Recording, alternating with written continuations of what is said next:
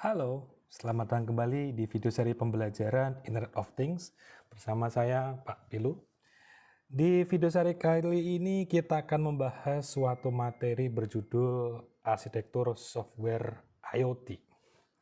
Harapannya setelah teman-teman mempelajari materi ini, Anda mampu menjelaskan arsitektur dari suatu sistem IoT khususnya pada sisi software.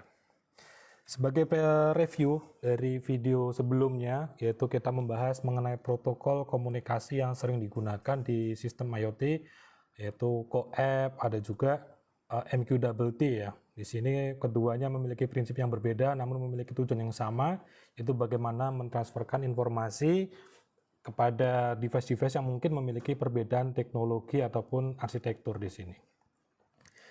Ya, mari kita mulai dengan sistem IoT memiliki layanan software yang berlapis-lapis. Sama halnya seperti sistem komputer, IoT pun memiliki layanan software yang berlapis-lapis. Sebagai gambaran kira-kira seperti ini, Sobat Inovator. Jadi di video sebelumnya pernah kita bahas mengenai arsitektur hardware. Kita yang Anda lihat sebelah kiri, ini. Di mana setidaknya ada 4 layer, ada sensing layer, network layer, data processing layer, application layer.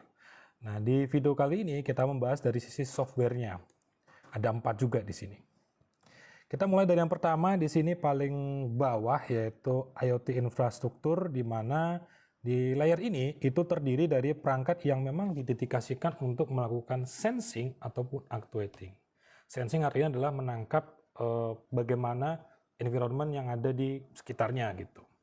Dan biasanya di layanan ini atau di layer ini terdiri dari 3 tier, yaitu perangkat IoT-nya itu sendiri, lalu software untuk keperluan gateway, dan juga ada IoT platform. Nah, nanti IoT platform pun ada pembahasannya sendiri gitu, nanti kan lebih lanjut di situ. Naik lagi ke layer yang lebih atasnya atau layer ketiga di sini, dari atas ya. Jadi pada layer ini biasanya terdiri dari antarmuka yang sudah terstandarisasi. Jadi mungkin di bawahnya ini terdiri dari banyak sensor-sensor.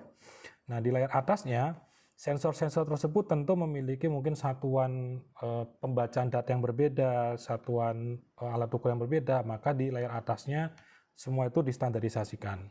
Lalu layar ini pun merupakan bentuk abstraksi dari layanan-layanan yang ada di bawahnya.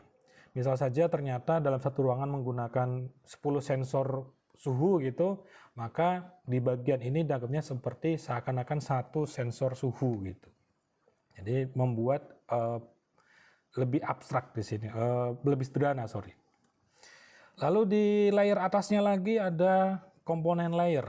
Itu layer ini mempresentasikan atau merepresentasikan objek fiksi yang ada di dunia nyata ke dalam domain aplikasi. Mungkin bagi sobat inovator muda yang pernah belajar tentang OOP, tentu tidak asing dengan instance dan sebagainya. Nah, ini yang masuk di sini. Jadi membuat yang ada di dunia real menjadi bentuk objek secara programming di sini. Dan layer terakhir yaitu layer IoT applications di sini. Nah, layer ini mendeskripsikan layanan yang diberikan berdasarkan kebutuhan spesifik penggunanya. Jadi mungkin layanan IoT untuk smart home, maka ya di dalamnya pun ada pengendali untuk mengendalikan AC atau mengendalikan pintu dan lain sebagainya. Lalu pada bagian ini tentu softwarenya sudah mulai intuitif ke pengguna. Mungkin di layer-layer bawahnya softwarenya atau aplikasinya tampilannya hanya sekedar hitam putih dan sebagainya. Tapi kalau sudah sampai ke IoT applications itu sudah ke intuitif pengguna, sehingga pengguna dapat menggunakannya dengan mudah.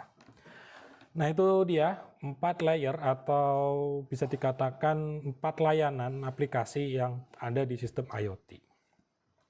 Nah, sebagai kuis di sini, silahkan dianalisis ilustrasi yang ada di sini, yaitu tentang penanganan kebakaran hutan.